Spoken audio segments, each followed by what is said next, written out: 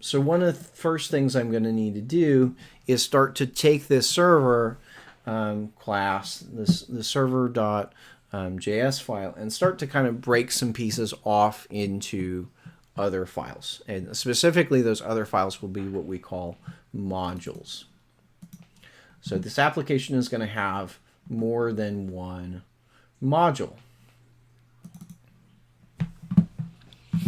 Okay, so the thing I'm going to break off is going to be specifically the logic that works with the database.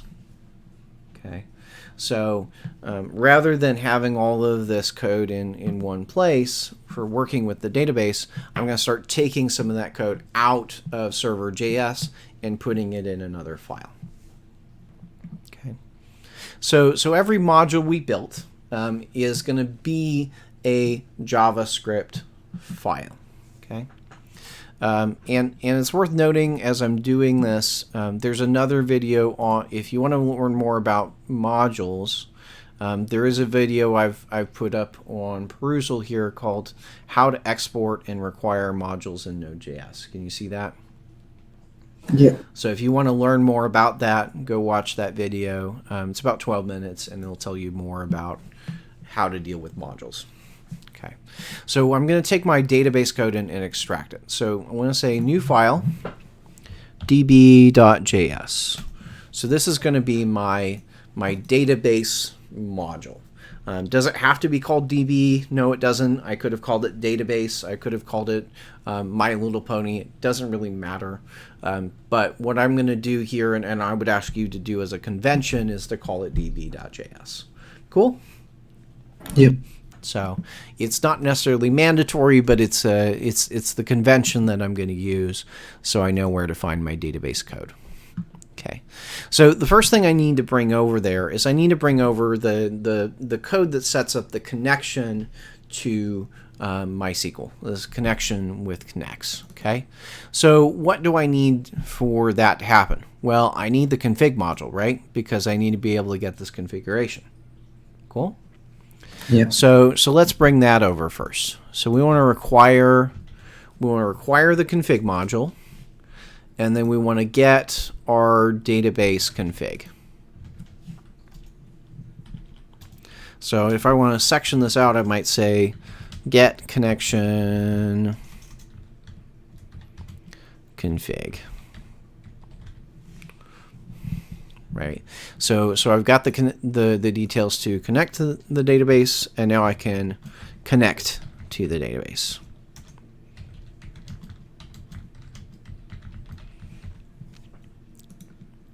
And that would be this here.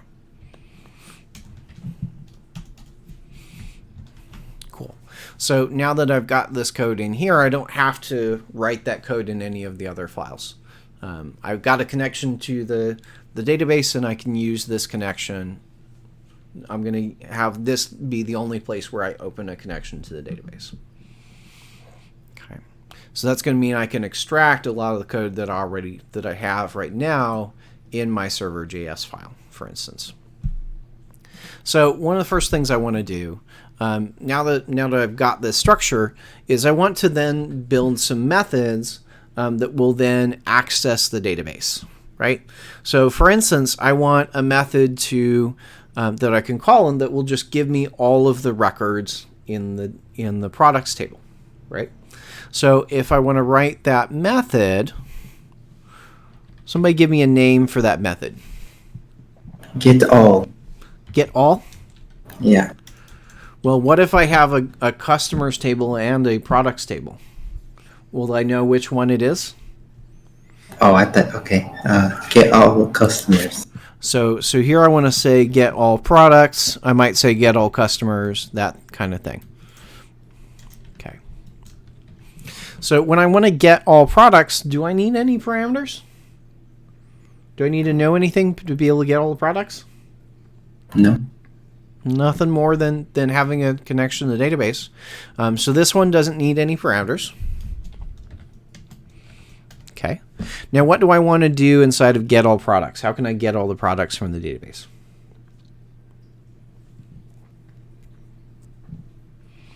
So You have to do the connect Sql string. okay, I need to do something with connects, right? I need to tell it what first? The table name. The table name. Okay. So if I looked at my schema tells me that this is the products table. And look in my data folder, and you can see I've got, well, I guess I want to look at my schema, but I've got it named products. Okay. So I've got the products table. And then remember, I want to do a select star. Is that it? All good? Yeah. I've got a syntax error. Any guesses why? You need single quotes around that. Yeah. So that's a string. You just make it a string. Now I don't necessarily have to order the results. If I don't order the results in this case, they're going to come back ordered by the ID of the product. But that doesn't make a lot of sense necessarily. Why? Why might that not make a lot of sense to order it by the product ID? Because they might not be able to see the ID. Well, they usually can't see the ID. Yeah. And generally, you don't show the ID to your customer. So, because they don't care. So when we're doing that, if we just ordered it by the ID, which is kind of what's happening by default, then to the user it would look like all of the products are ordered in a random order, right? So they wouldn't be able to find anything that they were looking for. Does that make sense? Yeah. So anytime we return a list of results, we should always order it somehow. And we should order it in an order that would make sense to our users. So for instance, if I'm ordering products, a good assumption is to order it by the name of the product. Okay. If I'm ordering, let's say I'm ordering blog posts, what would be a sensible thing to order the blog posts by? Date. Probably a date, right? I wouldn't necessarily order them by the title of the blog post. I wouldn't order them alphabetically, but I might order them by the date that they were written, right? Now, which blog post do I probably want to have appear first? Most recent. The most recent one. So I want to make sure I'm ordering it from the most recent on down to the oldest. So some things make sense to order by date. Some things will be, if you're ordering by date, sometimes it will make sense to order it from oldest to newest, and sometimes it will make better for newest to oldest. I'd say more often than not, most recent is usually the preferable one of those two. But it's very rare, if ever, that you actually want it ordered by the ID of the element. Cool? Yep. Okay. So I'm going to order it here. And my products have a name, so I'm going to order by their name. If I was maybe doing a search, the other way I could approach this is I could say, well, order it by the relevance of the items. How relevant is it to your search terms? And that's kind of what you get usually by default on stores like Amazon and such, is you get it ordered by relevance. You could also do things like order it by price, right? I might order it from the lowest priced item to the highest priced item, or vice versa. Show the expensive items first. So you can order it a bunch of ways, but here I'm going to order it by name. Okay, so if I have this method, all right, is that good? Am I done? You need to return the results. Okay, why do I need to return my results? Because then you can't access them if you don't. Right. If I don't return them, then effectively what does this function return? Nothing. Null. Not null. Empty. Like it just returns an empty function. So it returns nothing, but it returns a specific kind of nothing. Returns undefined, right? If I don't return this here, it's going to return. I'm going to find that it returns undefined instead. Okay, so return that. All right. So one of the things you'll see here, can you see how get all products is kind of grayed out? Yeah. And what it's telling me is that I'm not actually using get all products. So nowhere in my code am I calling get all products. Okay. Okay. So I could delete it and there would be no effect because it's not being used. Can I use get all products? Do I want to use it in this database module? Probably not. Probably not. Where do I want to call get all products? Server.js. Probably in server.js. Okay. So I can't just call get all products somewhere in here because, well, I wouldn't know anything about, what the front end, what request it is, right? So I need to somehow make this function available to another module, right? To make it to server.js, because now both of these are modules. You can think of as your different JavaScript files as modules or kind of groups of code. Modules have a lot in common with maybe a class, right? They're not the same thing as a class, but they have a lot of similarities. So in this module, what I can do to make this function available is I use a special global variable called module. So module, this global variable gives me information about that's the database module, the DB module, because that's where I'm at. See that? Yeah. And then what I can do on module, there's a property called exports. Exports tells you what is being made available to other modules. Okay. And in fact, module.exports is actually what you get back when you do a require. So if I were to require this DB module, I would get whatever I define as module.exports here. So I could set this up and say, well, module.exports is equal to get all products, right? I could do that, right? So then if I require this database module, I can then call that method, right? Yeah. Okay. So if I do that, okay, so we've got a database module. It exports this get all products. Let's come back here. And maybe I can cut out some of my database logic, but I'll do that in a minute. So I want to bring in that database module. And maybe we bring it in db is equal to require. Now you'll see all of these modules here, right? Debug, Express handlebars, MySQL config, right? How do I bring them in? I bring them in by the name of the module, right? Yeah. Okay. So what would I assume that I need to put here in the require? DB. Probably just DB. Okay. As it turns out, that doesn't work. Okay. Because when you're requiring, it does two things. First of all, it checks the system modules, the modules that are part of Node, and then next it checks what's in your Node modules. It doesn't actually check what files I have here. With me? Yeah. So somehow I need to tell it to check for a module that's my own. Okay, and the way that we do that is we start it with /. So dot refers to the current directory. I want to say the directory that server.js is, and then /. So that's referring to the current directory. Does that make sense? Yeah.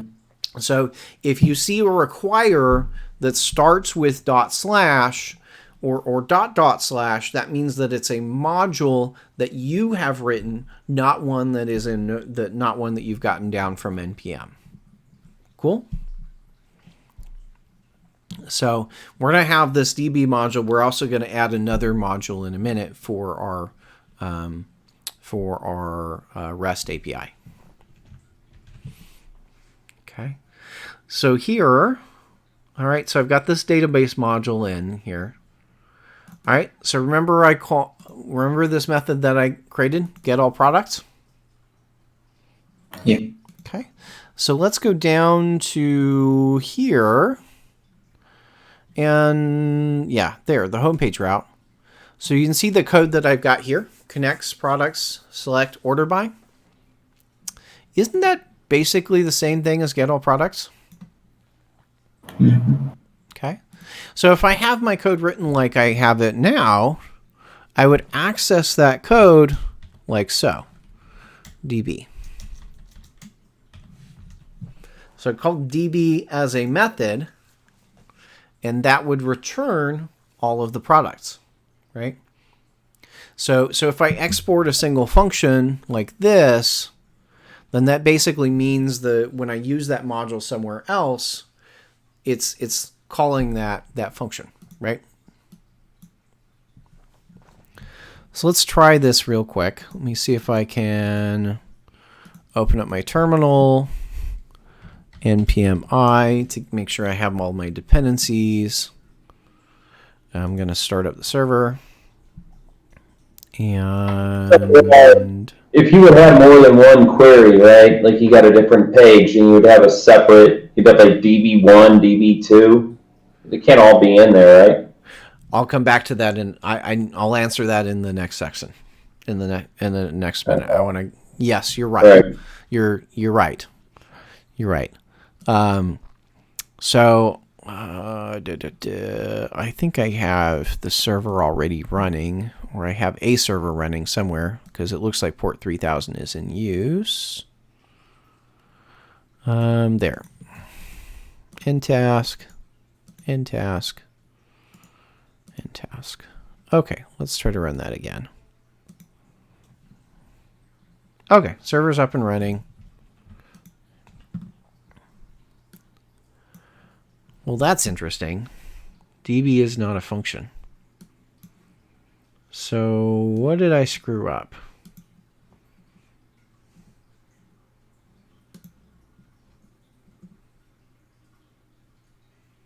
DB is not a function.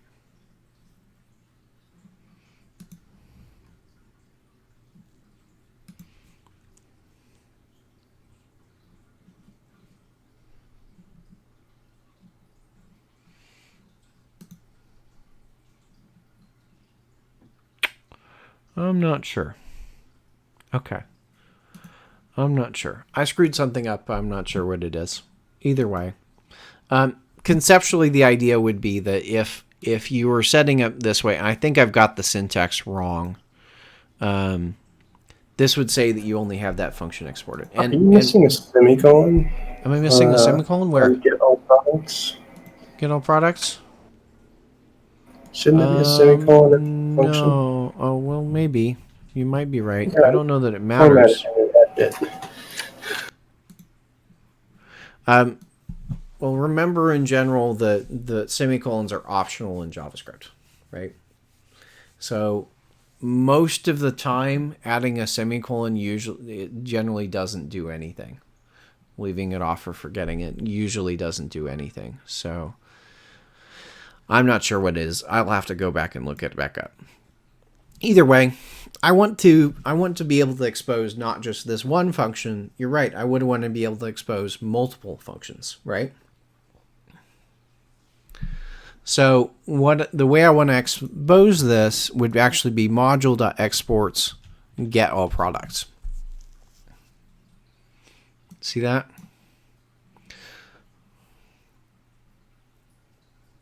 So if I expose it this way, then the way I call it would be db dot get all products.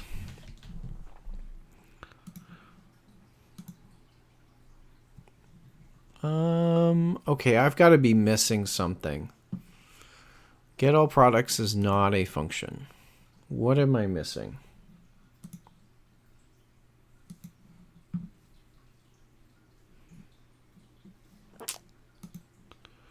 DB.js. You think you need a double period there in line 10?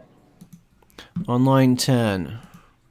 Well, if I did a double period, dot dot would go up a directory, but you can see server and DB are at the same folder, so it shouldn't be. Where am I? Let's see. If they're at the same level, why would you have a dot? Wouldn't that take it up one level already? No, the dot refers to the same level. Okay. And if you just have a slash, what would that do? What does that mean? I don't think that's valid syntax. So you see, if I leave it off, it says cannot find module DB. If I have a single slash there, it's still going to say cannot find it.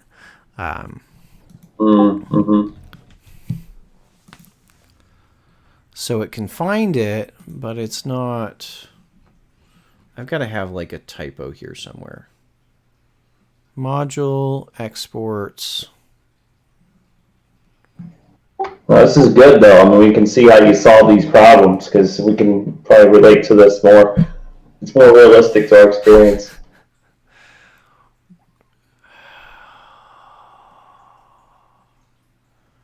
What I'm not getting is, why is this not working?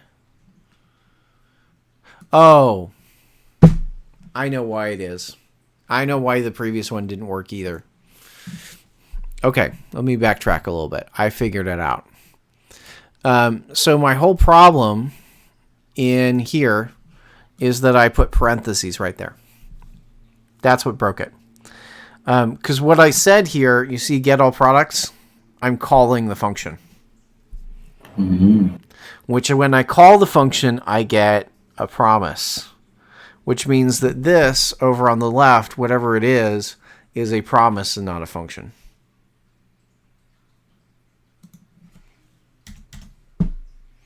That's my problem.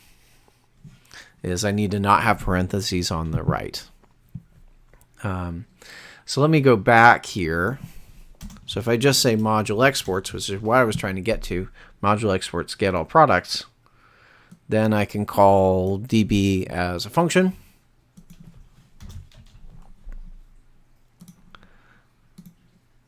There we go. Works.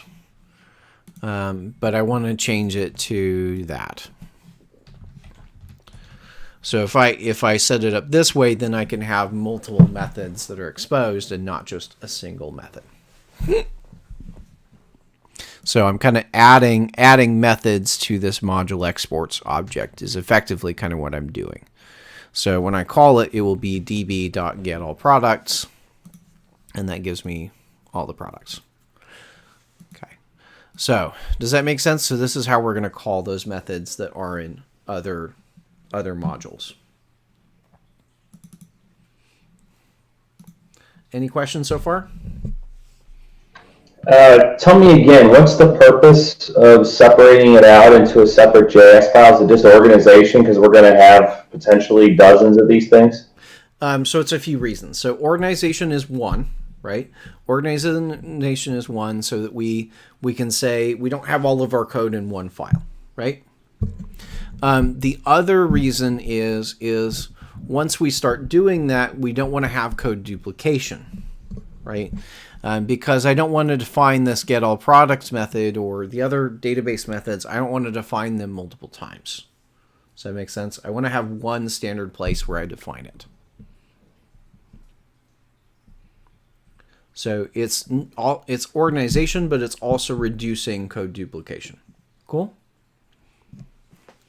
Okay. Yep. Okay.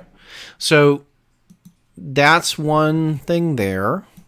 Now let's say I want to be able to extract this one, right? Now, if I'm going to build that out, does that method need any parameters? If I'm going to build a method to maybe get a single product, does that method need to have some parameters? Yeah. Probably does, right? So if I want to say, well, I want to get a single product, first of all, what would I call that? Well, typically you can call it one of two things. I could say get, or I could say find. Those are usually one of those two verbs is what I usually use for those. So I might say get note, or get note, or find note. So what I usually use is I use the term find, though. That's usually the verb I find makes the most sense. So I might say I'm going to call this method find note by ID.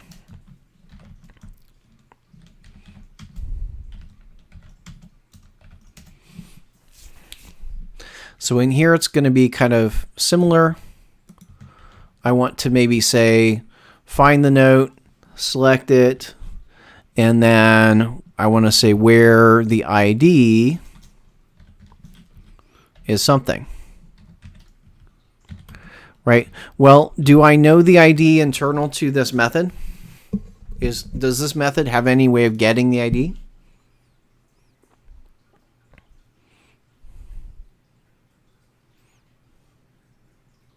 I mean, it could throw a parameter.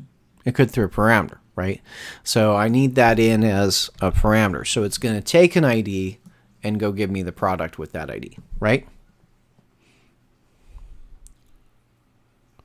With me so far? Yeah.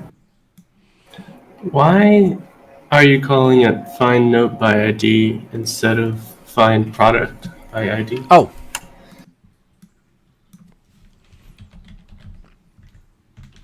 Because I'm goofing up. It should be find product by ID.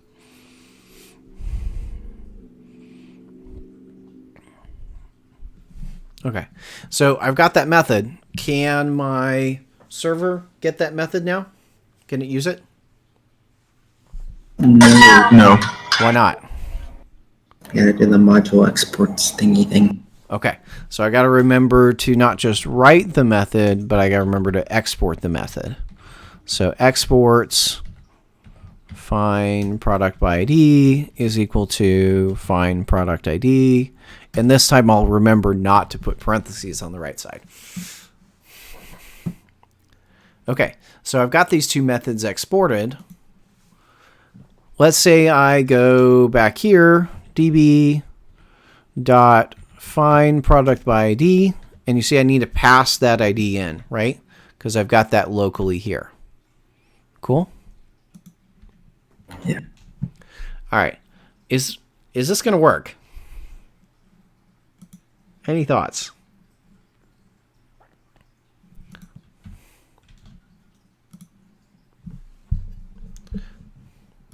Who thinks this is going to work? Who thinks it's going to work when I click on the link?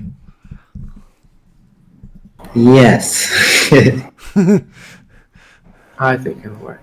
Okay, there's a little problem here, and we need to look at. Well, actually, no. This should work. This should still work. Yeah, it still works. I'm thinking a little bit ahead. So here's the thing I'm kind of thinking about, and it actually still works because of how it's still set up. So when I do find product by ID, I would probably expect that to return an object. Does that make sense? Effectively? Yeah. Or realistically, I would expect it to return a promise for an object. But right now what it's actually returning is a promise for an array. Okay? And you see, because what am I doing here? As soon as I get the results, I'm treating it as an array. Right? Yeah. So this logic that's kind of looking at and trying to pull the first one off, I probably want to also extract that logic into my database so I don't have to duplicate that logic anytime I want to find a product, right? Because I should expect finding product only gives me one result, right? So how can I, in this method, how can I pick off that first product and just return the first product?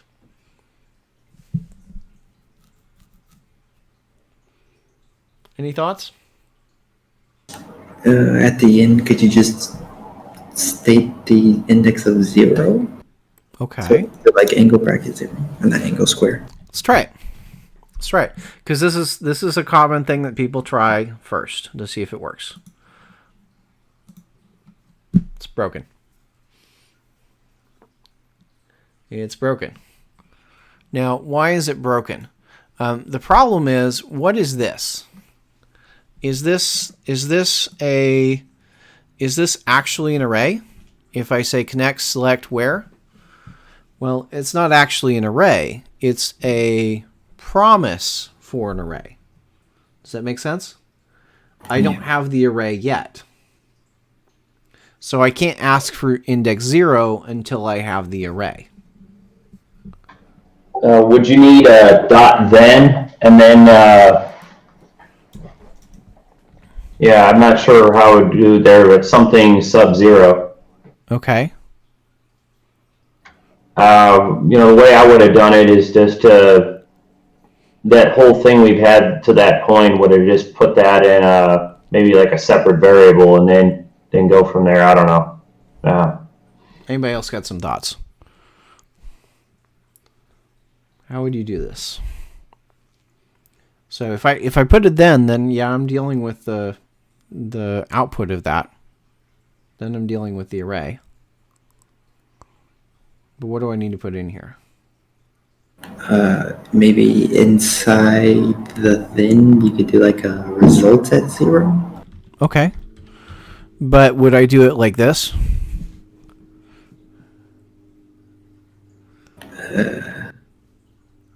So remember that then needs to take a callback, right? It needs to take a function, right? Okay.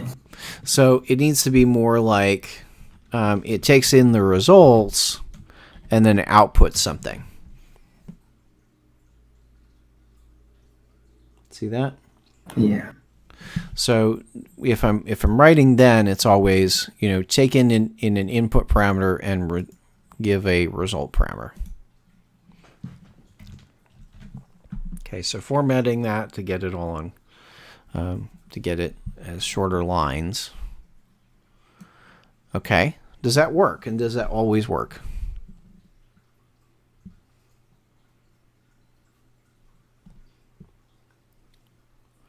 What happens if there's no product with that ID? How many results do I get back? You would get back 0. I get And back then you have an 0. uncaught error. I might have an uncaught error, right? So I might need to do some checking in here to see if there's actually results, right? How could I do that? The catch. Catch? So like let the error happen, and then if it catches, I catch the problem.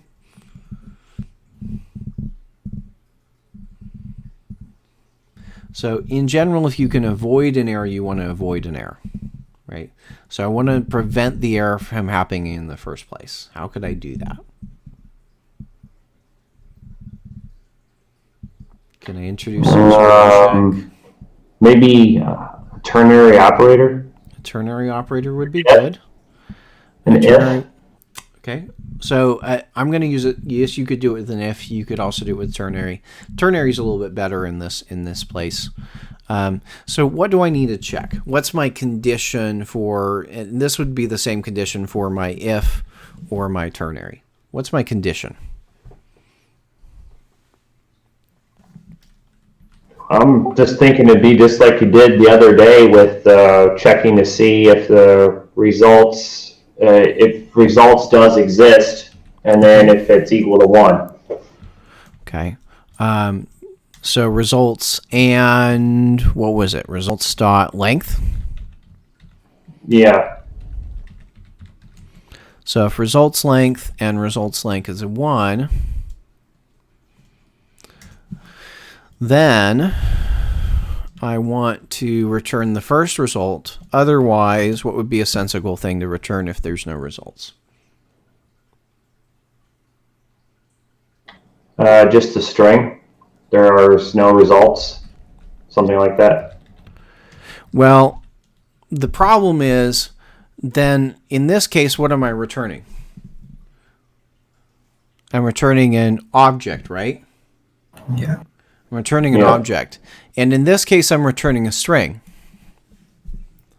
So now I've got a function that sometimes returns an object and sometimes returns a string. Can you understand why that might be Instead of hard a- to deal with? Right? Huh? Instead of a string, could you return an empty object? So return like this? Yeah. Well, then how do I know that I actually got a result back? What do I got to do to find out if I got a result back or not? Have to look inside the object. Well, okay. So I've got this logic here. I want to send a 404 if I don't get an object back. How would I do that check for these two? Yes, I'd have to do something to look inside the object. Could you just return null instead? I could just return null instead. Yeah. So this would be a good place to say, well, null is a very good thing to return, right? So if there is a result, we return that first result. Otherwise, we return null. Okay. I'm going to format this. Any questions?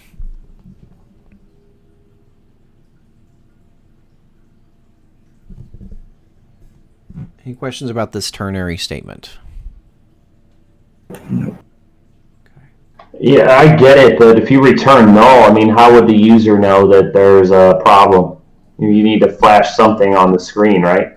Is this returning directly to the user? Well, we're in the DB, and that's going over to server.js, but I figure But this is eventually not- you would need to let the user know. Okay, but you need to be clear on this. This is not directly connected to the user. Okay. What this is connected to is not to the user, it's connected to other code, right? So this makes it easy for our other code to know whether or not there was a result. Does that make sense? It's easy to check for null, right? Yeah, I'd have Yeah, to see so into the other code. Okay. So we say we return the first result or we return null. What that means is, let's say, okay, so when I find the product, well, I get back, in theory, I'm going to get a product back. Does that make sense? Product? Yeah, if all goes well. If there's a product, then we render the product view page. If there's not a product, we just say product not found. Okay, and if it doesn't work, then the result sub-zero is just going to be null. Or just null. Why would that, in what case would that happen? Well, if you type in a URL in which the product doesn't exist, right? Okay. If the product doesn't exist, what happens? Do I get back results? No, you get null. Nope. What is results in that case? If I say I go for ID 3, right? What is results here? Somebody else. Undefined. Nope. Comes back as an empty array, actually.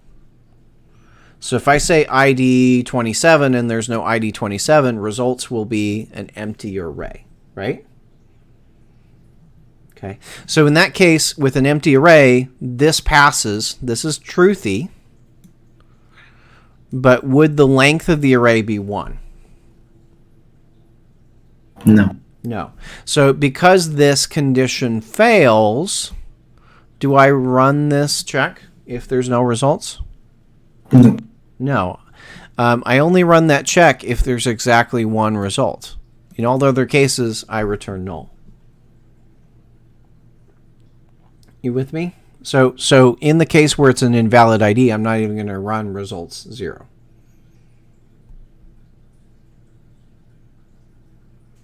Paul? Yeah, sure. Okay. So that happens. Can you see how the code now here is a lot simpler?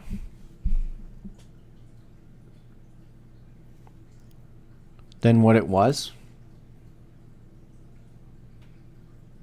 Yeah. So not only have we talked about breaking this into modules is improving our organization, it's reducing code duplication. It's actually, in the end, if I do my job right, it actually makes my code easier to work with. Because I've taken a lot of those details of, connecting to the database and trying to select the products by the ID and grabbing the first product. All those details, right, are over in this file.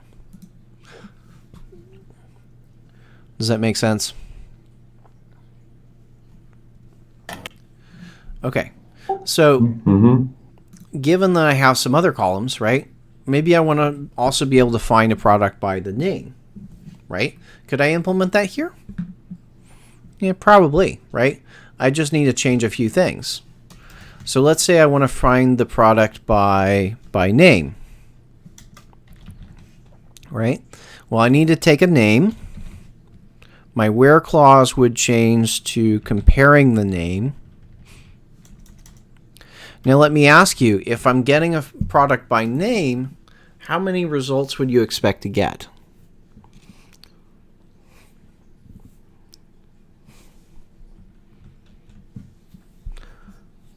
How many results am I going to get? What are the possible values? I'd assume 1. Okay, so I could get 1 product back. Could I ever get 2 products back with the same name? I mean, if it's not unique, then yeah. Okay. Is it unique? It is not. Oh, wait, no, it is. Right? I've defined the name as unique. Right? So by defining the name as unique, I know that should work. Right? Now, one thing worth noting, oftentimes you can do the comparison as 1. Oftentimes what we'll actually do, though, is we'll just say that it's greater than 0. So if we did get more than 1 product back, I might say, well, we'll just give you the first one. Does that make sense? Yeah. Okay, so oftentimes we'll word it that way. But in this case, we know the name's unique, so I know that I can do this logic to just grab the first one. Cool? Yeah. Now, what about, what if I want to find the products by their category, right? So I've got a category on here. Let's say I want to find product by category. So I'm going to take in the category. Let's filter. Let's put the where clause as being category. And I probably should spell that right. Now, if I'm getting product... Huh?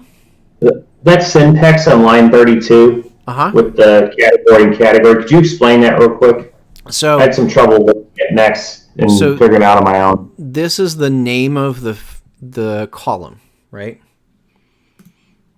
Category. Right. Right. Uh-huh. So that's the name. The thing on the left is the name of the category. This is my variable. Right? This is the variable that's coming in. So let's say I'm looking for category buckle. This would be like so. Does that make sense? So the thing on the left is the name of the name of the column. The thing on the right is what you're comparing it to. I'm comparing category to buckle. You mean I'm looking for buckle within category? No. So this would give me back all of the products that are in category buckle, where the category is equal to buckle. Okay, I get that, but then on line 25, you're looking at everything that's got the name of name. That doesn't make any sense. No, because name is not a string. This is a string. Is that a string? It's a variable, right? This is a constant. That is a variable. Ah, very good. Okay, I got it. Thank you. Whatever value I pass in will be the value that it uses. So that might be baby boots, that might be wide brim hat, that might be anything, right? It's the name. It's a variable. So that's where I'm saying category. The thing on the left is a string. It's hard-coded. That's the name of the column. It doesn't change. But the value that I'm comparing it to does.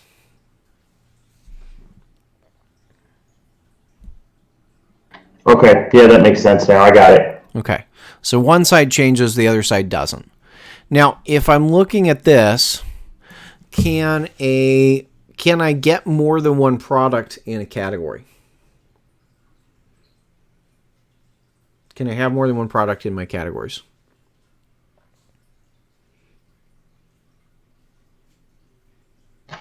Yeah, of course. Yes, of course. Okay, so should I just grab the first one here?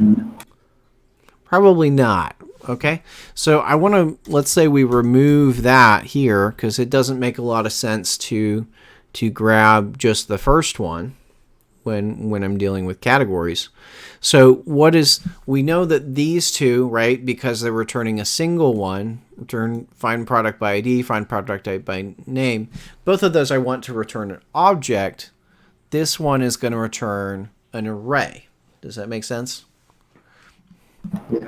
In reality, I'm misspeaking a little bit because all of these are a promise for such. So this is a promise for an array. This is a promise for an object. So you don't necessarily add this logic all the time. Does that make sense? It only makes sense to do that if you're expecting a single result. Cool? Okay. And the reason I have to do that is because select always gives me an array. It always gives me an array. It never gives me an object. It's always an array. I need to export these so I can make them accessible. What if there's nothing in the category, though? Wouldn't that return nothing? It would return an empty array. It wouldn't return nothing. It would return an empty array. Yeah, right. Okay.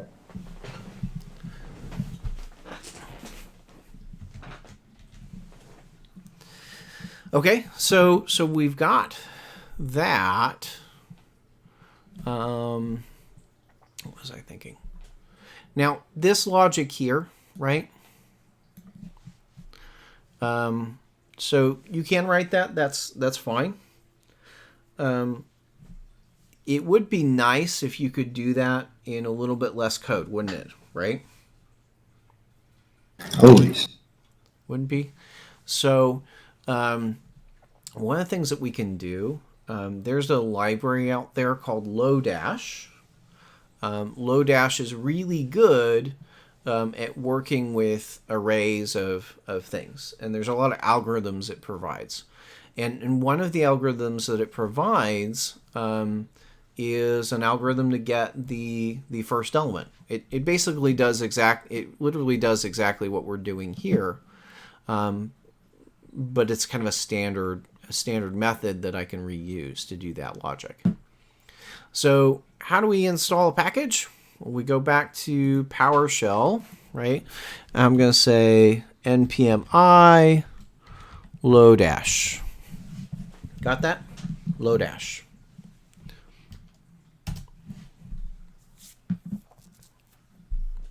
And if you do want to do any reading on Lodash, Lodash got a whole website. It's pretty helpful. So it's lodash.com. I'm going to go ahead and put the link in here. In general, you can see that it starts with Lodash is basically it uses the special character of an underscore. Like remember jQuery uses a special character $? Yeah. So Lodash is very similar. It uses an underscore typically is the way we set it up.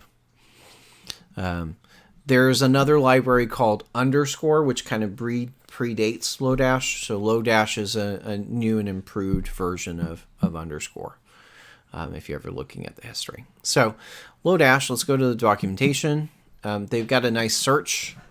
Well, we want to get the first element. So if we search for first, you can see this method comes up. They actually call it, it's got two names. You can either call it as head or you can call it as first. Same thing. But the point is you just call like here underscore dot first, and that will give you the first element in the array. Okay, so we've installed Lodash. In order to use Lodash, I need to require it. So up towards the top, I might say const underscore equals require Lodash. Cool.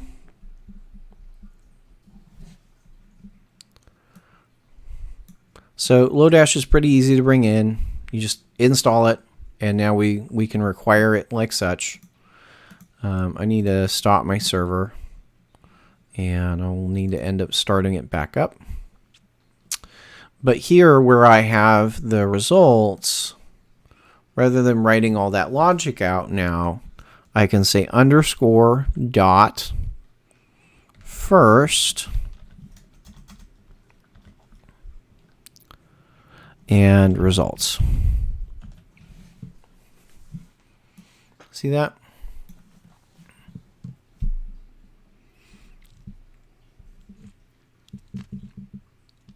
Whoa.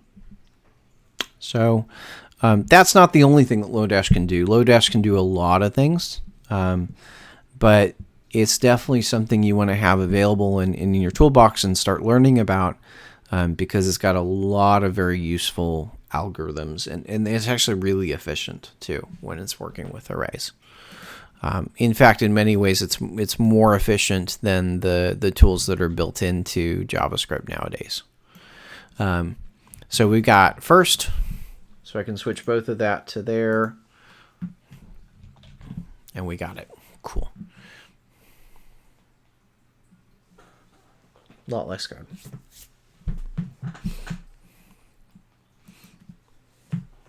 Okay. Now, let's say, so we've got all three of these methods right now. We have a method to get all the products. We have a method to get a single product by its ID, another one to get it by its name, or to get the products that are in a category. Okay. So what I want to do next is start to actually build out our REST API. Okay. So in here, I'm going to add a new module. Actually, I'm going to add a new folder. I'm going to call that folder API. Okay. And the reason I'm creating a folder for this is that I'll need to create a REST API for every one of my tables. Cool. So rather than putting all of my API endpoints into one file, I want to break it up into multiple files, right? So I'll have my product API, I might have my customer API, I might have my order API. Okay. So inside the API file folder, I'm going to create a product.js, right? So I know that it's the API/product, so I don't need to put like API in it, in the name of the file, because it's already under that folder. So that's what disambiguates it, because otherwise if I were just stick it out there, right, called product, it might get confusing what's actually in that file. But because it's in the API folder, that helps to tell what's there. Okay. So to build out my product API, one of the things I'll obviously need is the database module, right? So let's require it. So const db is equal to require. Now, what's the path to the database module?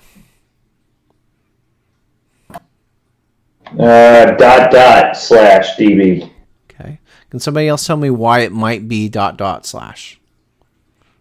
Because you're no longer at the same level, so you have to go up one. Right. So dot slash should be at the same level. Yeah.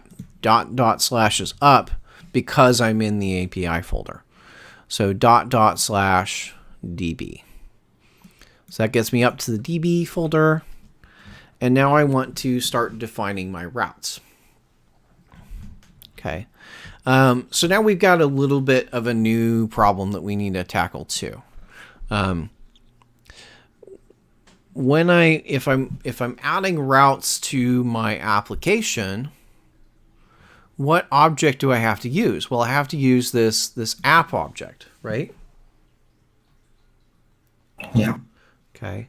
And you could maybe pass that in somehow to your product API package, your module. But I'd really like to kind of keep these things separate. So Express includes something called the router, the Express router. And what it lets you do is kind of make smaller parts of your application that can define routes, but don't necessarily know about the larger application. So we can kind of build these collections of routes and then plug them in to our larger application. So this technique will also allow you to break down your application further. Rather than having all of your routes in one file, we can start breaking them down. Okay, so before I do that, though, we need to do a little bit of cleanup. So you'll notice on the connects, am I using this object anymore? See how it's grayed out? So it says I'm no longer using that value because I moved all my database logic over to the DB module, right? So I don't need any of this logic here anymore. See that? Okay, so I'm going to do some cleanup. You can also see that I'm not using the MySQL package, right? So I can clean things up there because I've moved things over to the database module. Questions?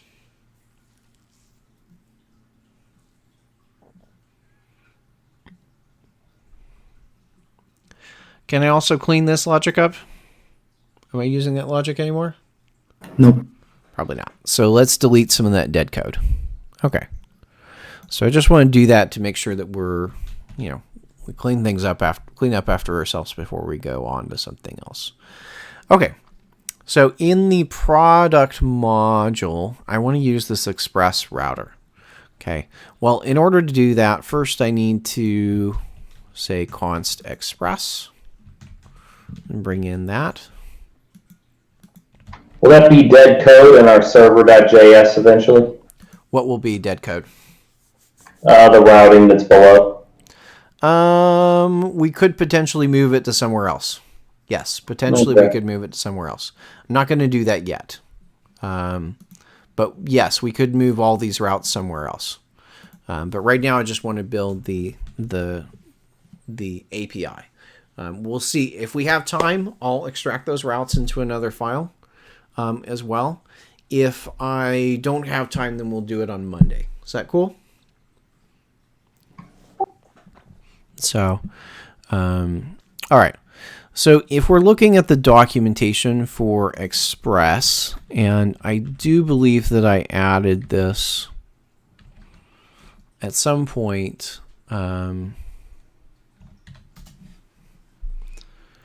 to the required reading on perusal, and I should probably add it again. But the place that you find this documentation is if you go to the guide you see on the Express website. Everybody see this? Mm-hmm. Yeah. You see the drop down, it says routing. Okay, so guide routing. Okay, so routing will tell this will tell you a lot about setting up paths, and I'm sure some of you remember reading through some of this.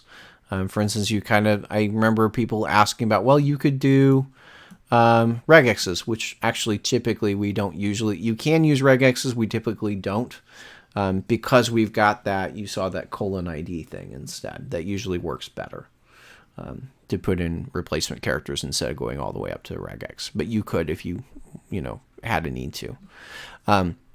However, kind of hidden all the way down at the bottom of this file is something called Express router.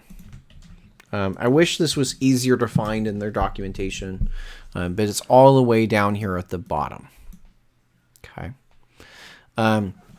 So the Express router lets you create kind of a modular, kind of almost like a sub application that you can then use in your larger application. Okay. So the first two lines that we need to set this up, we first start with requiring a request Express, just like we did in our main module, and then we need to create a router. Okay, so we create a router instead of creating an application. So from there, then it kind of, a router works a lot like an app. So you remember how we create the app here? You see we say const app is equal to Express, right? Yeah. So that's how you create an application, and that's how you're going to do it in the main server.js file. But then if you need to extract these routes into other modules, what you want to create instead is a router, which is very similar to that, but with the nuance with one nuance. So we're going to say const router is equal to express dot router. And I make that distinction because if you, for instance, leave that off, right, that would be creating another application. See that? Versus if you say express.router, you're creating a router. Cool? Yep. Okay. So we're going to create a router. And now that we have that router, we can start adding routes to it. So let's say I want to create a get route. And maybe in here, well, this is going to be the route that selects everything. So I'm going to do just a slash. You'll see in a minute how I'm going to kind of make this work. Because the full path to this will actually be /API/product. Okay, that's what I want the route for this to be. But the trick is I'm going to define this first part in server.js, but I'm only defining kind of the last part here. Okay. So let's just say I get request, response, next. Okay. So what do I want to say? I want to say, let's return a message just to keep this simple for the moment. So let's say I want to say get all products, right? So effectively, when I visit this route in the browser, you'll see it just say get all product, right? Let's add another route. This one will be with the ID. And I'll say, let's pull off that ID. Const ID is request dot params dot ID. Okay. What's going on in line 9? I don't understand that request params ID. Uh-huh. Well, yeah, I don't understand what that means. So remember, params gives us everything that's part of the URL. So I've added this :ID. It is a parameter in the URL. Okay, so we have, ID, const ID is basically the URL in pieces, or? This is, it's a part of the URL. Right, so it's this part that I've named I've named :ID. I could have also gone in there and called it name, right? And then this would be accessible from maybe request.params.name, right? Yeah, you could still call it const ID, but it's good to have them all match. Yeah. So part of the reason that comes in, and you can actually get more fancy with that. So I could, for instance, say maybe I have colon, let's say going back to the banking idea, and I have users and accounts, I might say colon user ID slash colon account ID. So then in this route, I'd have the user ID as well as the account ID. Then what would line 9 read like in that case? Well, in that case, I would read it as I'd have two parameters, right? So I might say const user ID is equal to request dot params user ID. That makes sense. I would have another line for the account ID doing the same thing.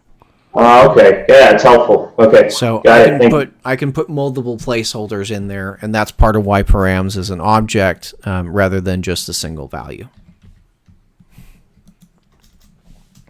Okay.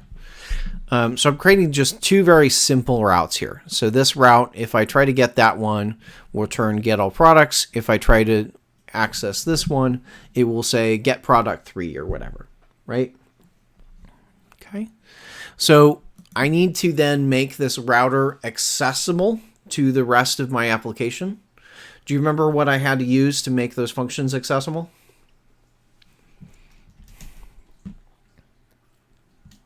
Module that export that, the name? Yeah. So here we typically, when we're working with a router like this, I typically export it directly like that. Module.exports equals router. Cool?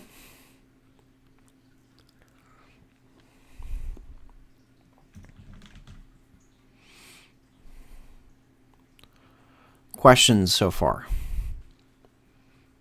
Module is that's an object of what?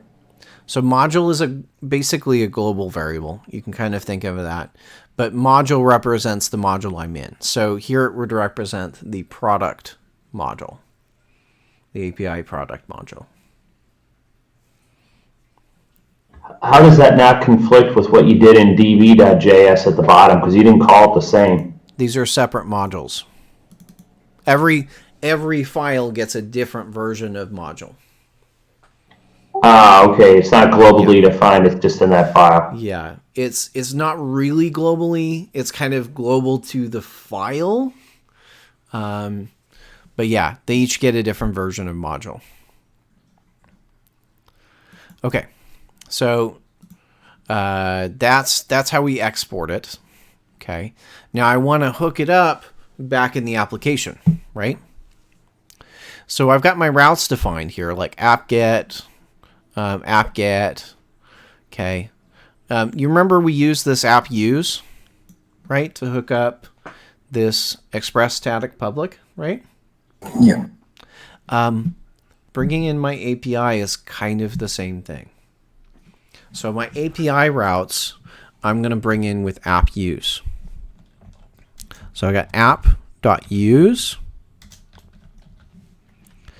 And where do I want to mount it? Remember where I wanted to mount this product API? What's the root path to it?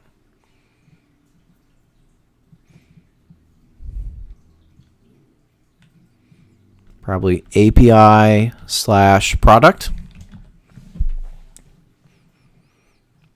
Does that make sense? That's where I want it to be available. Yeah. Okay. And then I need to go get that module.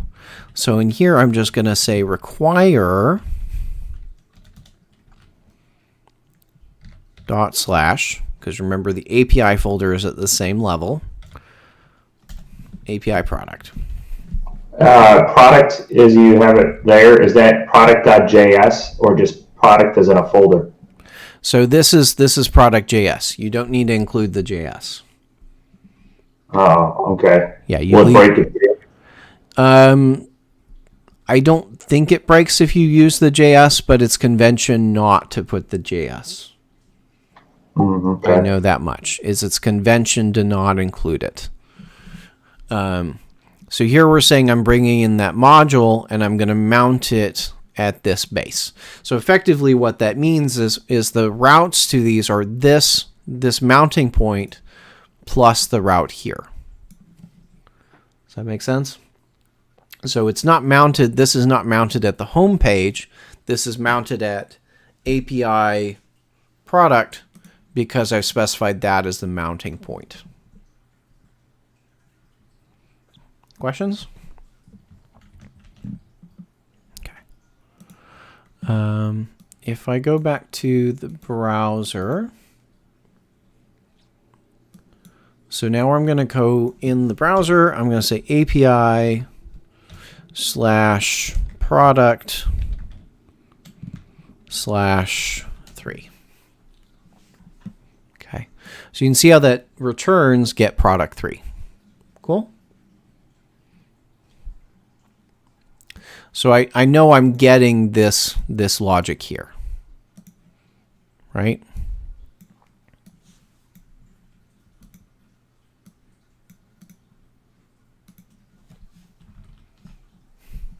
Okay. If I go to API /product, see I'm getting all products. Any questions?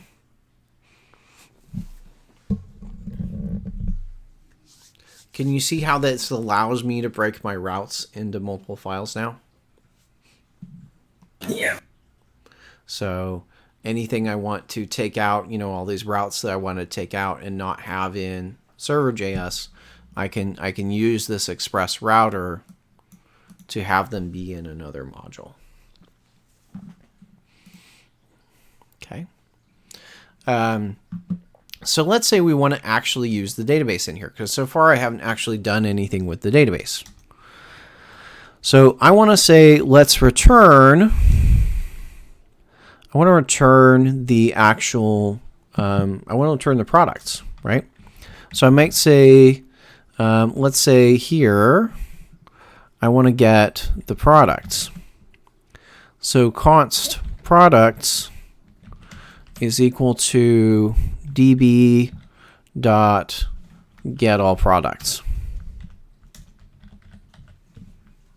Okay. Do I have the array of products?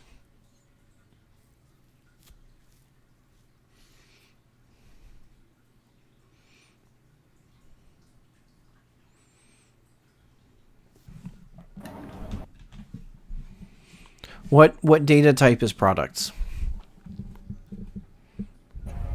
Isn't that a promise? It is a promise, right? So it's a promise of what type? Promise for An array. Promise for an array of products, right? So we talked about how to do some asynchronous programming, right? What's a way I could use to kind of break that out of the promise? Remember how we talked about the await async syntax? Yeah. Kind of. Okay. Sort of. So if you remember, I make the function async, right? So now I have an asynchronous function. And that making that function async allows me to await, right? So here I could say await the products. So with these two keywords here, products is now an array. And so effectively, the browser would spin as it's awaiting to get the products, and as soon as it does, it would run. So right now it won't do anything because I'm not doing anything with the response. Right? Okay. So I still need to send that back to the browser. So the way I send that back to a browser, I need to say response, res, dot. And remember, we've done send, we've done render, we've done those different ones. So render goes through our handlebars view. Send is just if I want to send it as a string. I actually want to send this array of products back as a JSON array. Okay, and doing that's actually pretty easy. So you just say res or response.json products. So that will go ahead and take the products array, turn it into JSON formatting, and look at what I got. Beautiful. Any questions?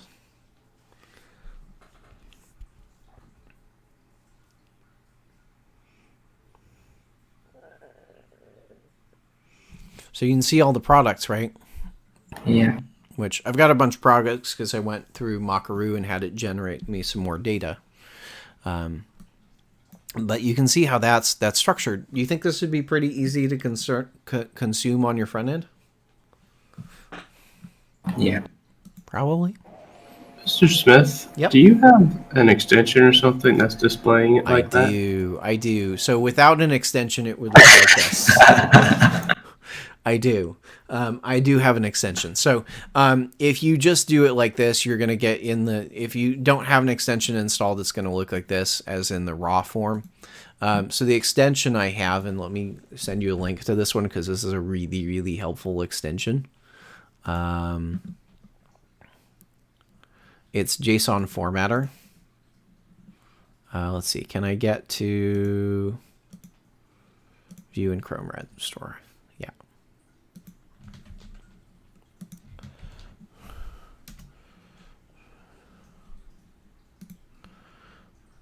And I do know that this extension is available for other browsers. I think Firefox has a version of it as well as Opera and such. So if you're not using Chrome, know that it still exists. But I would strongly recommend, going and installing that extension. It's so helpful.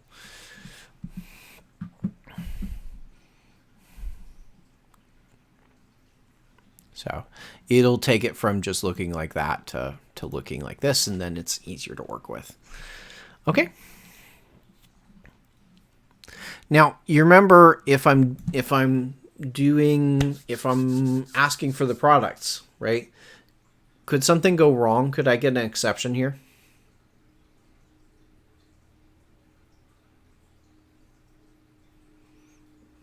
Yeah, you could get no products. I could get no products. What happens if my database isn't running? Does it just await forever? It would await forever. So let's watch. So I'm going to go to services. In fact, it's actually, if I remember it, it's going to crash my server. So if I go to services.msc, remember we could use this to troubleshoot if our server's not running. I'm going to stop my database server. Okay, so MySQL is not running anymore. See that? Yeah. Okay.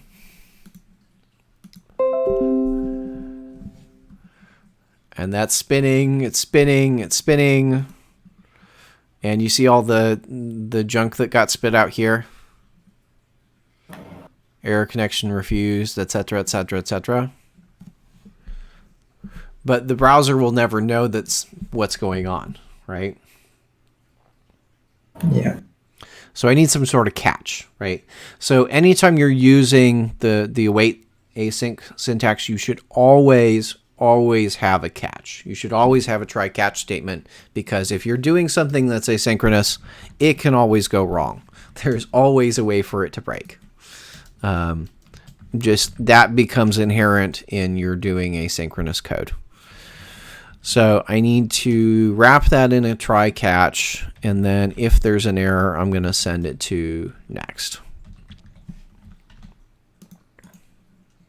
What's that next again? Maybe I understand it better this time. Okay. So yes, good question. Can you see what's happening though, right, in the browser? So that's what next is kind of dealing with. Next is generating this page. Next is our error handler, as it turns out. Okay. The documentation on that, remember we were looking at the Express website a bit ago? So if you also go under guide, remember we went to guide and we went to routing. See, there's a page on error handling. You want to read more about what that is, this is the page to look at. Cool?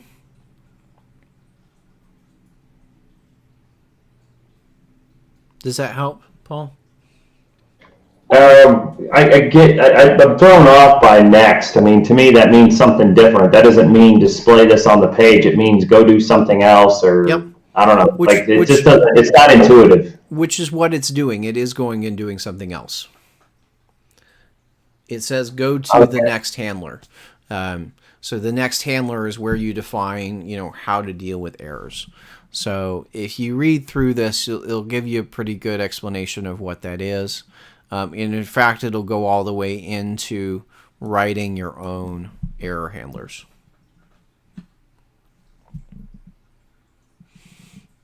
Okay. Okay. All right. Which we do need to go through in how to write your own kind of handlers for that to make the page look nicer. Because although this works, right, it's maybe not the most user friendly, right? If I saw this, I probably wouldn't know what was going on with your website, right? Or how to get back. But that's what you need to know, is you'll need to know that you send it to next, but we haven't defined that error handler yet. Yeah, we need to define that. We need to create that. But this is the default one you get built in. Cool?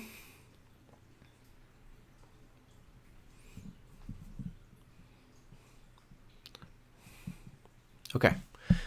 So what about this case? What do I need to do to implement that route? So API product 3. What do I need? Given that that's what we need to do here, what should I do down here?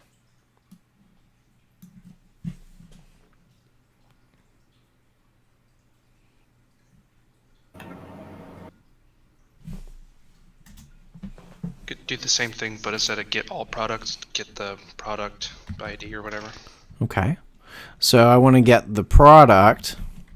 Product is equal to await db dot find product by ID and pass in the ID. Now, did I miss something?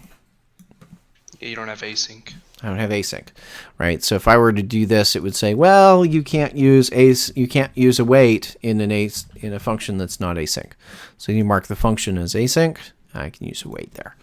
Okay, and then I can say response.json, and we can send back that product.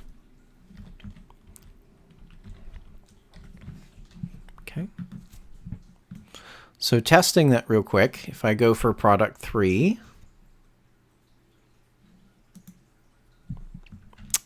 I guess I'm still getting an error because I haven't restarted my server, so I might as well go ahead and put the try and catch in here before I do that. So try, catch,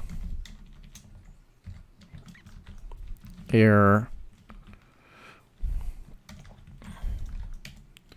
and this would be next error.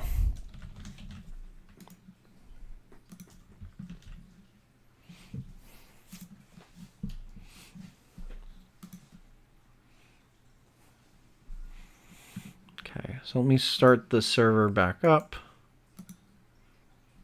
So, but you see if it's running, you see what error you're getting, error connection refused. So just for future reference, if you see that, that's probably what that means. So it's not running. Okay, so if I go to product 3, you can see how I get an object. It starts with curly brace, ends with curly brace.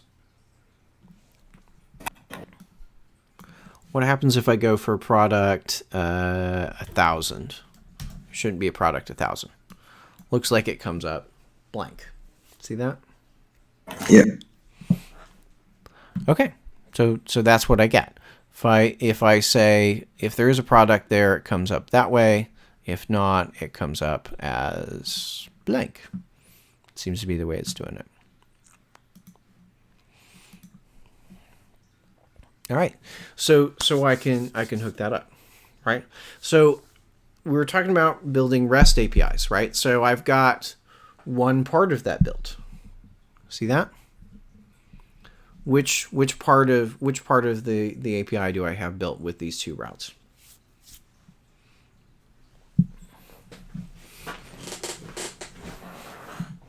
That would be the get part. Okay, be the get part.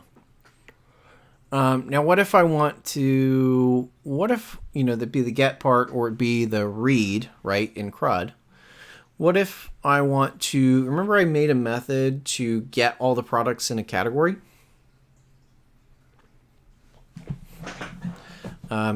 So what if I want to add that route in here somehow? What if I want to be able to get all the ones by the category? Well, maybe I say, let's make a route with category, and I'll change a few things.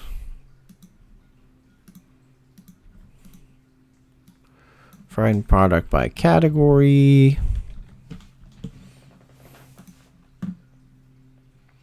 And what was my category? Well, I can see I've got hats there. But it seems that when I go to hats, I don't get anything. Any theories why that might be? Why am I not getting any hats?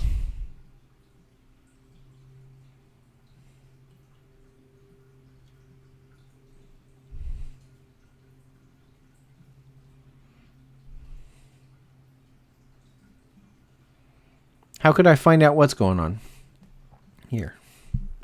How could I debug this?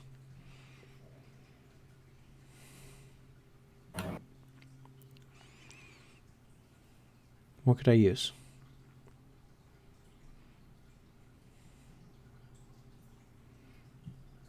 Did we at some point learn something that might be helpful for debugging? All my brain is saying is inspect. Okay. Do you remember us covering? Yep, Corey? I was just going to say, like, we could do like a debug for the value of products and then see what comes up, and then... Yes, that would be helpful. Would be helpful. So let's create a debug. Let's pull in debug here.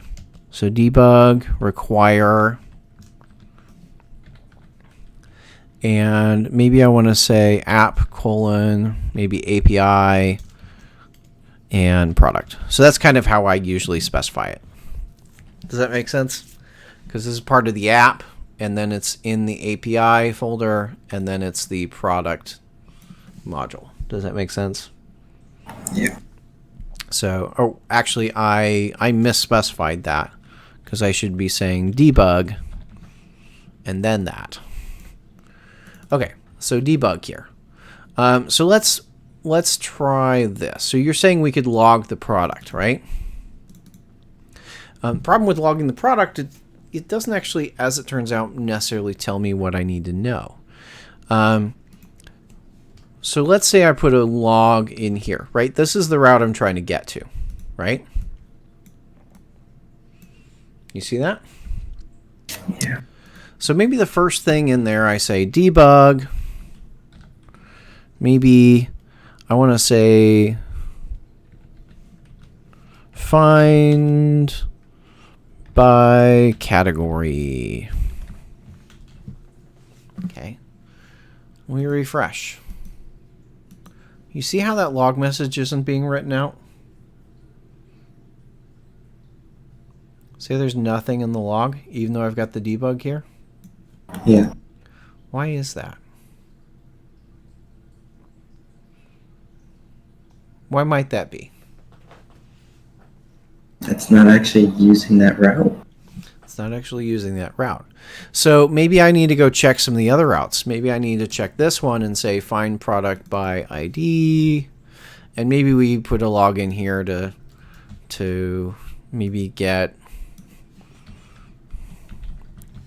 so we can kind of log and see what's happening.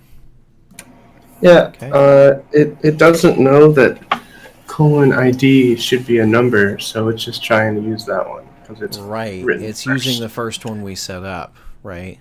So it doesn't know, it thinks that, okay, hats is a number, or hats is that one, so it's using this route, right? So I need to use a different route to find the product by category, right? Does that make sense? I need to disambiguate it.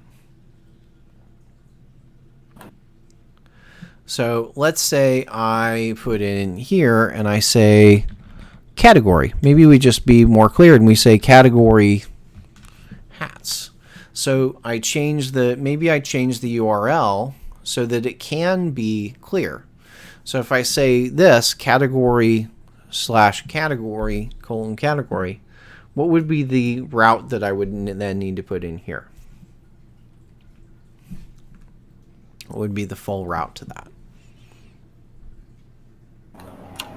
API product category category. Will be the hat, right? So like, okay, did I? Oh, I didn't start it with a slash. Did I? What did I mess up?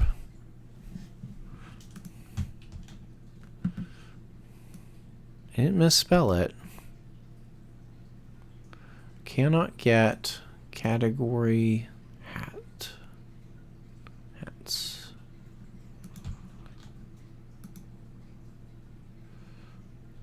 Let me try just changing the order of this one. Maybe if I put it first. Nope, no effect.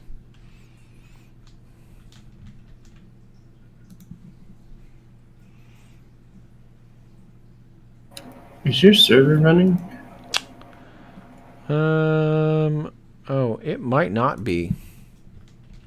Because it worked for me. It might not be. Let's make sure that it is. App crashed. Address in use. What is running on port 3000? I think something keeps stealing my port 3000. Well, let's just go to port 3001.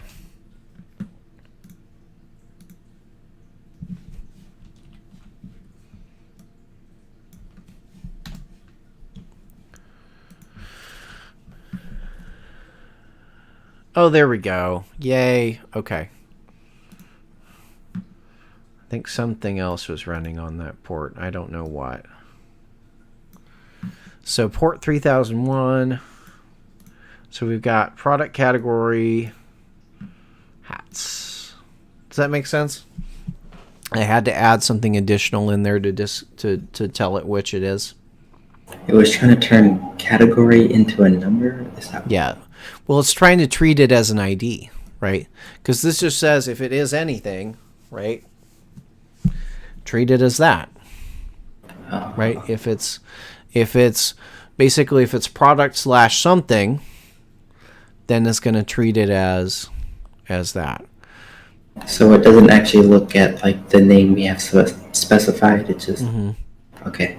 Yeah. So it doesn't. Yeah, you're right. It doesn't know that it's not a number. If you wanted to use the same route, this would be a case where you could use regular expressions to do what you're trying to do. Yes, this could be a case where I could do that. So if I would have to move it first to make sure it gets precedence. So I could do something in here, right? Well, what are my different categories? So I know I've got hats.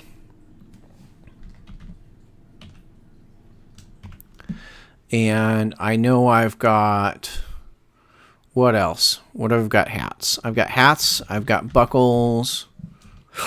Wasn't there a third category? Boots. Boots. Okay. And I need to make sure that I put this in parentheses if I remember right. And I think it's supposed to start with a hat and a $sign for the beginning and the end. Yeah, I think so. So let's see if that works. So hats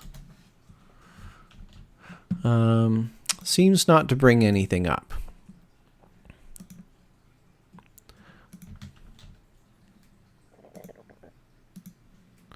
Okay, so it's still going to the find by ID route. So what am I missing?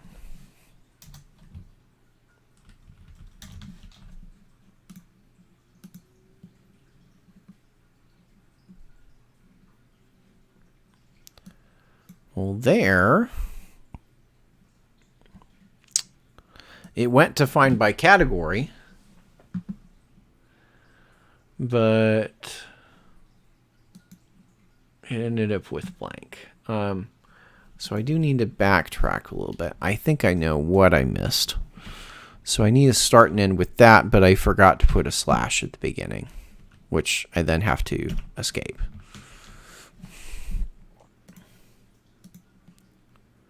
Okay, so the problem is I'm trying to get this. You see, I'm trying to get the category now. So the regex matches, right? So it's getting this route if I go there, and it's not getting that route if I go here. But the problem is this category is coming up as undefined. See that? Yeah. So it's no longer a part of the... it's not a parameter anymore, unfortunately. So that's kind of the downside there. So then you have to do a little bit more finagling, right? So I'm sure there's a way to get it. I honestly haven't used regexes and paths before, so I'm not entirely sure what I'd have to go back and do. I'm sure there's some way to get it. But I think you might have to be a little bit more fancy because then you also have to make this work, right? Figure out how to get the category. Get that part of the path. Cool? So that's where I say it's like, well, the easier way to do it is to just go ahead and let it say category in the path. In some sense, there is maybe some benefit to that, because you see how the path says product category hats? Yeah.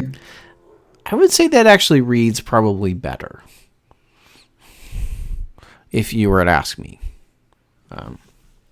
than the other way around.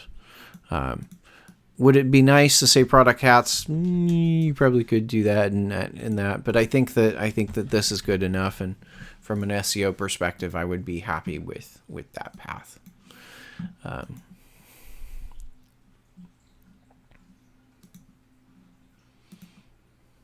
Okay. What if I want to do product by name? I could probably do that the same way, right? So I just say name,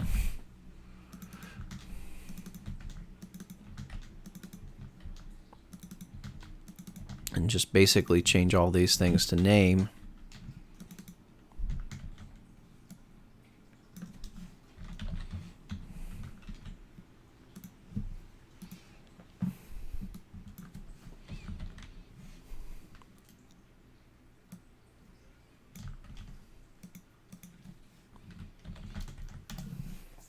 So there I can get my wide brim pad.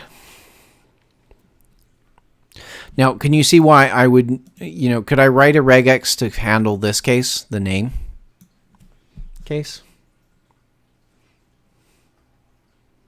Maybe, maybe not. Right? It'd have to be pretty broad. Yeah, because I don't know what those names are going to be, right? I can maybe predict the categories, but I definitely can't predict all the names.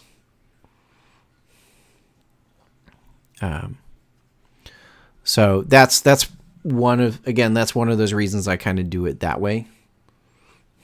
And if you wanted to be more distinct, then I could even go back in and say, this is /ID, and that way it would even be, well, ID 3.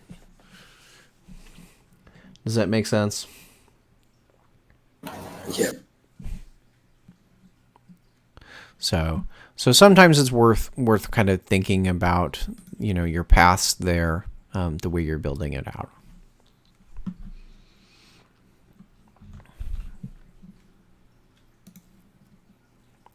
Okay. Real quickly, what method do I need to use if I want to implement an insert? Do you remember what method that was for the insert? So post. To post, okay? So I'm going to say router.post, right?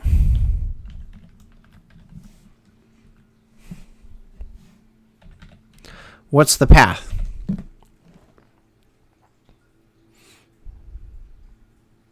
What's the path to insert a product, according to what we did in the slides?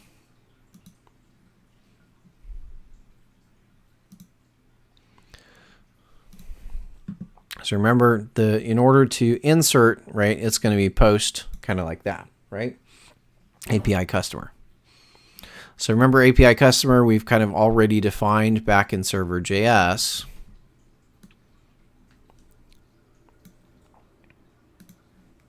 So here the route for post is just going to be a /. Got it? So then I want to set up these.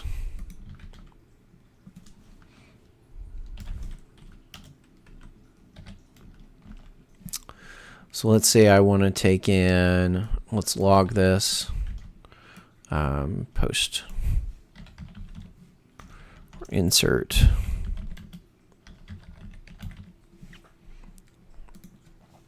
Okay. So now what do I need to do to insert a product? Create a SQL insert. Go to SQL Insert. Okay, can I code the SQL Insert here? Or should I even? No. No. So where's all my database logic? DB.js. Okay, let's go back to DB.js, right? So have I built a method to insert a row yet? No. No. So I need to write one. Okay. So a sensible name for that might be insert product. Cool. So obviously if I need to insert a product, I need to take a product, right? Because I need to have some product information to insert, right? And let's say in here, do I have, if that's still open? So I might want to say return connects products.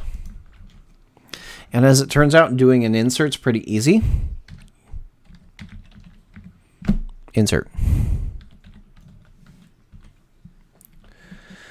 So now one thing to kind of be wary of, I could just do the insert like this, right?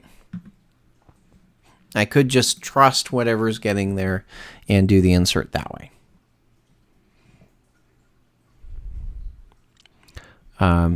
There's a little bit of security concern around, I would be a little bit concerned about security in this sense because I'm just kind of trusting the input. Okay? Yeah. So what I really want to do is I want to make sure I'm only pulling off the things that I really want to insert, the properties I want to insert. So for instance, I probably don't want to, if they give me an ID, I probably want to ignore it. So what properties do I need to insert? I need to insert name, category, and price. Make sense? Yeah. It's basically everything except the ID. So when I do that, what I'm actually going to insert is just going to be those properties. So name is product.name. My category is product.category. And my price is product.price. So even if my object that this method gets has other properties, we're only pulling off those 3. Any questions? What are we returning from an insert? That's a good question. That is a really good question. We'll see in a minute. So I'm going to hook this method up here.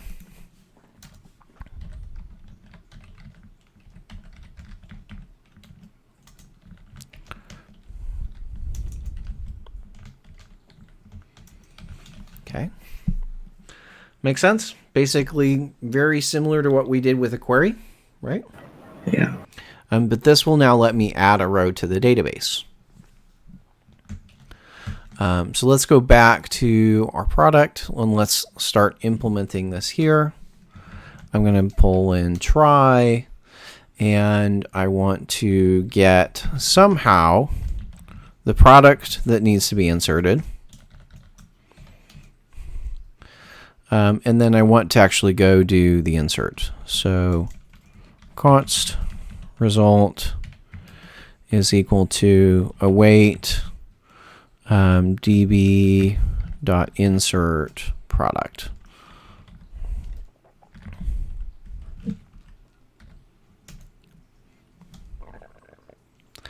And then next we need to res.json to return the result. And I need my catch.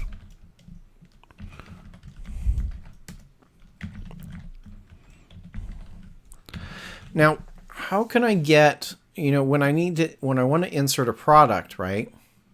You'll notice that I need more than one piece of data. I need not just like the ID or the name, right? I need 3 pieces of data. Cool? Yeah. So how do I get that data? Well, I'd like to get that data somehow from the request, right? And you remember when we did forms, for instance? You remember how we had to use the body parser? Yeah. So what I want to end up happening is my product is going to come through as request.body. Does that make sense? Remember how we were picking stuff off of request.body when we were doing forms?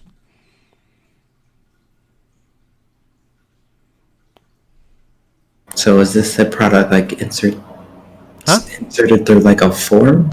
I could insert this through a form, yes. Okay. I could insert this through a form. So if I have a form, right, that's got the fields name, category, and price, right, I could submit it to here and it would get added to the database. You see that? Yeah. Okay. Now, I could write a form to do that. What I'm actually going to go do is I'm going to use a tool called Postman to hit this I think for time constraint, I'm going to go just run it right now. And then we'll talk about, how to get this and install it, because you'll need this tool as well. So let me close all of the tabs that I have open. All right. So basically when I issue a request, and in Postman, I can tell it what type of, what method I want it to go in as. So remember our method is post, right? So I'm going to do as post, and then the path to that is going to be localhost 3001 API product, actually product, just product. Does that make sense? So I'm going to post to this route. Okay. if I try to send that right now, remember I'm passing no data, I can actually see the response that comes back, right? So right now if I try to post that, you see what it's saying? Error, default, no field. It's telling me that something's not right, right? And what's coming back is this HTML. And let's do a quick preview here. There we go. So it says field category doesn't have a default value. Do you see that? Yeah. Okay. So I haven't right now my server's not doing any validation, which it really should be, but so it's saying there's no category, right? So in Postman, the way that I set this up, I need to go to body. I'm going to build this up as, should I build this up as, I'm going to do raw.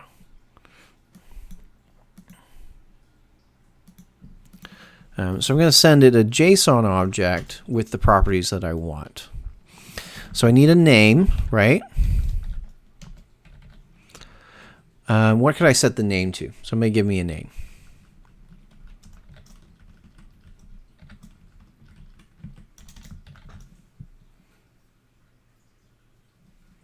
Elvis Buckle. Okay, Elvis Buckle. And obviously that would be category buckle or buckles, right? So name, category. Let's see if I can make this a little bit bigger. Well, that seems to making not everything bigger. So name, category is buckles. And the price,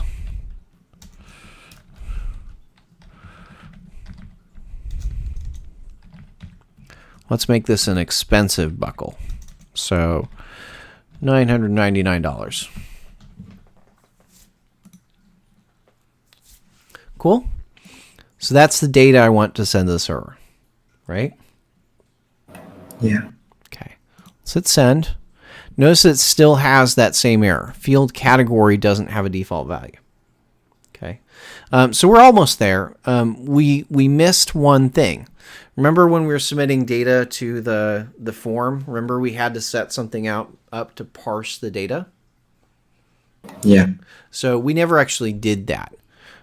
So I need to actually go up to the top in the router here, and I need to hook up something to parse the data. So in router, we want to say router.use, and similar to how we set the one up previously, remember how we had to set express.url encoded? So if I say URL encoded, that will then parse anything that comes from a form as form encoded, but I may want to send this as JSON data. So I also need to hook up another body parser now. So not only do I want to accept it from forms, but I also want to accept things as JSON. So I need to hook up both of those. Any questions on that? So these are both body parsers. So now that's what comes back. So that's the response from adding it to the database. See that? What does that mean? 104? It's the 104th item? Maybe. Let's try it again. So let's say I do a send again. This is another insert. Oh, something went wrong. What happened? It says, well, I can't insert Elvis Buckle again, right? Because it's already there. Got it? Yeah. So let's say maybe we'll call this one Elvis Buckle 2. So Elvis Buckle 2, send. Okay, this time I got 106. So we saw the first time I got 104, the second time I got 106. With me? Yeah. So yes, 104 has something to do with how many buckles there are, how many items there are. If I go look at Workbench, We can check this real quick. So I'm going to Let's go call it look. the product ID. It's the product ID. You're right. So just one thing to pay attention to here. So yes, it was the product ID. So it actually tells us what the ID became. So the first time we inserted, it came back with 104. That's the ID. The second time, it's 106. What happened to 105? So I guess even though there was an error and it couldn't insert, it still consumed that ID. Right. Because remember that second insert that I did? That I tried to insert with the same name? Yeah. That still used up ID 105. So, Yep. Mhm. I'm not. I see Postman inserted, but I mean that seems kind of like a. Who's going to do that? I mean, wouldn't you just go right into MySQL and just do it there? That seems about as easy. I'm not seeing the value that Postman adds. So Postman is a testing tool. Postman is a tool to test your application. It's a tool to test your routes and your API to see that it's working. Okay. So is a Postman a tool that your end users are going to use? No, but it's a tool for you to test it. Okay. You with me? Yeah, I got you. Okay. So this would be done by, say, like a web admin, because you're not going to have customers. It would be done by a web developer like you, right? So a web developer like you is going to use this to test and see that your code is working, right? So what we haven't done yet, right? We've tested it and seen it's working. The part that you're missing is that we would then on the front end, we use Ajax to actually call this. Does that make sense?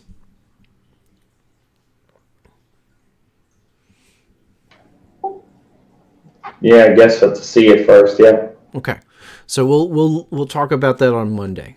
On Monday we'll talk about how to actually use this from the front end and go over Ajax. Cool? So today I'm just going over the back end part of it. All right. So when we're doing our homework, then just or the labs, we should be trying to get this stuff in there. Separate out DB and do a products or whatever the equivalent would be .js. Yeah. So you want to separate all of your database logic. You want to separate it into a database module, which has just the only thing it knows about is your database. And anytime you need to do with the database, go through that database module. And that divorces, that means all of your logic knows a lot less about what's happening with the database. Cool? And this actually makes it easier to swap out the database later if you, say, wanted to use a completely different database. So, Mr. Smith, would you say this is more secure? What do you mean more secure? Using like a different like db.js file? It doesn't add anything for security, no. Because I know when we were watching the video earlier, you were saying using a REST. So is this a REST API that you're saying right here? Oh, I'm confused. We're starting to build out a REST API, right? So we've almost got that. What I'm missing are what? 2 methods, right? I'm missing one for update, and I'm missing one for delete, right? And a REST API, isn't that a part, like a separate from your application? Because we just built it into our application. It doesn't have to be. Sometimes it's part of your application, sometimes it's separately. It really depends on what you're trying to build. It doesn't have to be a separate application. Some people build it that way. It doesn't have to be. One of the reasons you might separate it into a separate application is so that you can have more servers running your REST API, if that makes sense, right? So you might have a different number of servers running your front end than the number of servers you have running your API. Okay, that makes sense. That's why. But you don't have to. So let's say I want to add real quickly here. I'm going to add some methods for update. If I want to update a product, there's a few things I need to know there. If I want to say update in SQL, One thing you have to be very wary of, if I don't have a where clause, then how many products are we updating? Well, we're updating all of the products, right? So if I write it this way, every product's going to try to change every product. Does that make sense? Yeah. So anytime you do update, always include a where. Okay. So in the where, I want to compare the ID to what?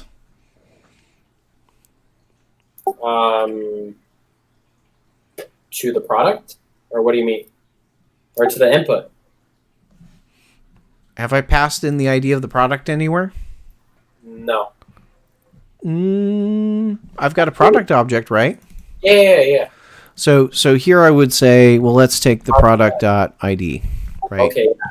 So if I want to say update a product, I need to pull the ID off separately and then say, okay, we're going to update the name, category, and price. But notice I'm not trying to update the ID. Do you see that? If you try to update the ID, you'll get an error. So that would be my update. What about my delete? If I want to delete a product, all I actually need to know to delete a product is the ID.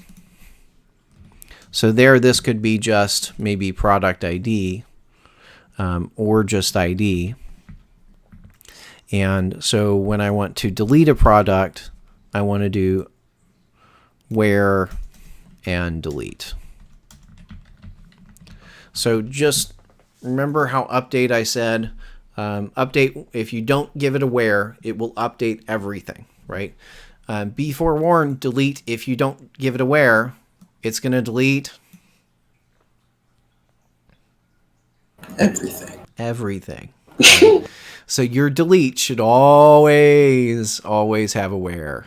Okay. So we're going to say, well, I want to delete a product. Okay. So update. So basically this becomes update product, delete product,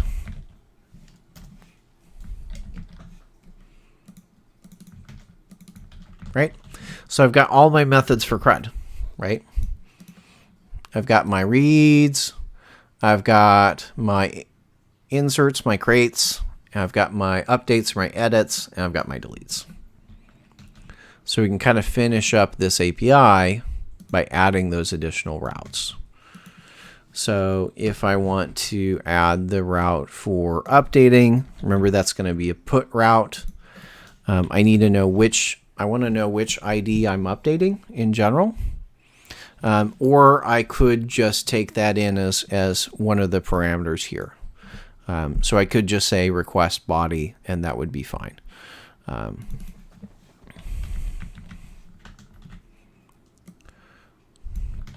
And then, yeah, maybe I do that. So I might pass that in as an ID. The way I would then integrate that, I might say product dot ID is equal to request dot params dot ID. So I take the ID that's in the parameter, I inject that to the product object. So that would be one way to deal with that. Similarly with the delete case, I want to delete is the method. Update the message here. I need the ID. And then, oh, I didn't change this. Should be update product. And then this would be delete product. But I just need to pass in the ID.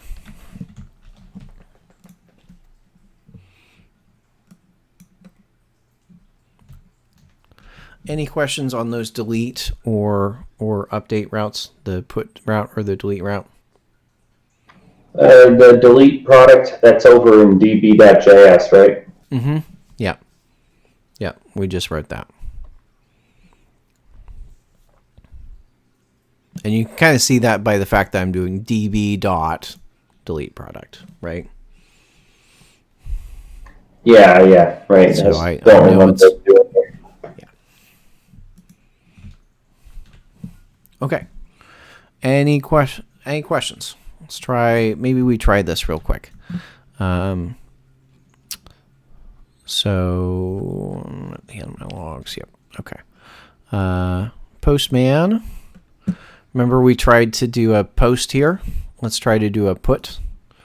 But maybe, what was our ID? It was 104 or 106. So Yeah. I'm going to do a put to 106. And I think I want to change, let's make this Elvis Buckle 3, Buckles 2, or Buckles 3 just to check, and we'll call it 993. So let's try to send that. Oh, it's too long. It doesn't like the length of my data there. So we'll change it to, maybe I'll just change it to hat. There. Okay. So you see it went through successfully? Yeah. Let's look in the database and refresh. You can see how the changes happened. Elvis Buckle 3, hat 993. Yay! So I can hit a route and it changed my database. See that? So we've got kind of a back end for our edit page. Okay. Now, let's say I want to delete that product now. We're going to say goodbye, sayonara. Okay. So I'm going to go delete this route, right?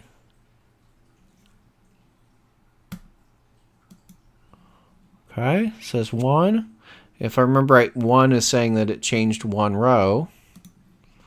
Look in the database. Row's gone. Yay. So questions? And see it working? This is a lot to take in. It's a lot to take in. That's okay. You're gonna need to take you need to take some time to kind of look through and read it. So, you know, I definitely expect you to take some time to kind of read the code that we've written today and you know, today and tomorrow and then start to apply it to your own application, right? So my expectation is that you build a CRUD API or a REST API like this for every table that you have in your database. Cool. Now, I showed you how to use Postman real quickly here, right? Where are you going to get Postman? From their website? Probably from their website. Postman's a free tool. You just go to postman.com. So you'll really want this tool to test your backend. Because there's a lot of things like, especially working with these REST APIs, it's a lot easier to test them through Postman than through testing them just through the browser, because that way I don't have to have a front end yet, right? I can test this without a front end. Or if I have, let's say remember I said a REST API can connect to a mobile app, right? Well, what if your mobile app's having problems, right?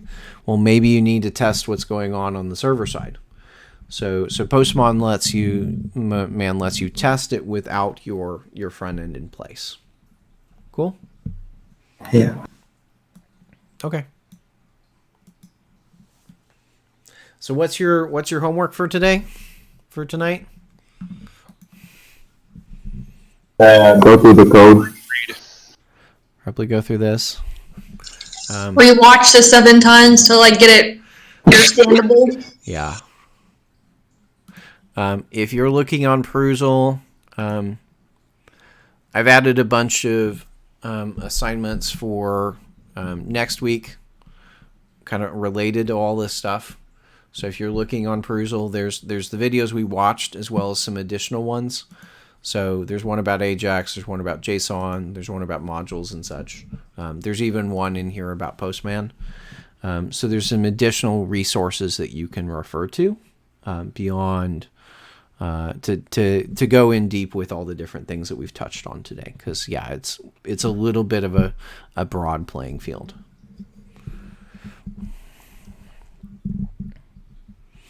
Okay. Alrighty. Okay. I am going to stop the recording here.